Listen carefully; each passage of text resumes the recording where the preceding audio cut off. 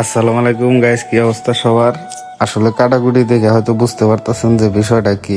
ছোটখাটো একটা পিকনিকের আয়োজন, মুরগি দিয়ে, চাউল দিয়ে, ডাউল দিয়ে মিক্স খিচুড়ি। তো এদিকে রাকিব কাটাকাটি করতেছে, পেঁয়াজ ছিলাইতেছে, আবার বাড়তেছে, কান্নাকাটি অবস্থা। পরে দেখে এখানে চোলা টোলা রেডি করতেছে ছোট ভাই বেড়াদার। পরে আমি পরিষ্কার করে নিলাম, দেখছি চুলার ভিতরে ময়লা। পরে বললাম তেল ডাল, ডালার পরে দেখি যে মরিচ পেঁয়াজ কাটা ছিল, সব দিয়ে দিল। দেওয়ার পরে পরে নাড়তাছি। পরে বললাম যে ময় মশলা নিয়ে, পরে বলতাছি। পরে দেখি আর ময় মশলা দিয়ে দিছে। পরে নাড়তাছি যা ছিল। পরে এখানে দেখি মুরগির মশলা দিয়ে দিলাম, ওটা দেওয়া হয়েছিল না।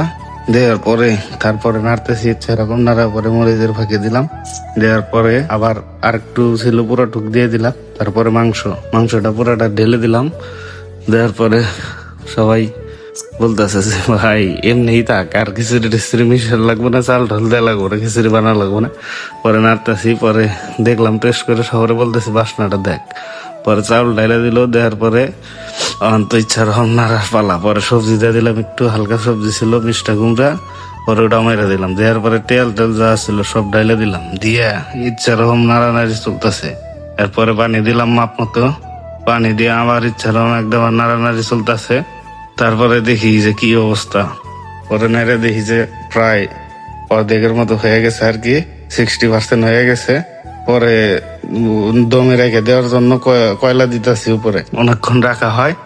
রাখার পরে এই যে দেখেন খিচুড়ির কি একটা কালার, আর একদম জরজরা খিচুড়ি হয়ে গেছে। পরে আবার একটু নাড়ে দিতেছি, যেহেতু এটার পরে যে সবাই খাওয়া দাওয়া করতেছি। ও তো 3 দিন ধরে না খায় রয়েছে, খাইতেছে। পরে সবাই মিলে খাইলাম, অর্ধেক খাওয়া দাওয়া করে। তবে আসলে ভাবছিলাম যে একটুখানি ভালো লাগবো না, যে আইলা জাইলা করতেছি বাড়া কথা। তো সবাই খাওয়া দাওয়া শেষ করে বাড়ির দিকে চলে যাই। ধন্যবাদ সবাইকে ভিডিওটা দেখার জন্য।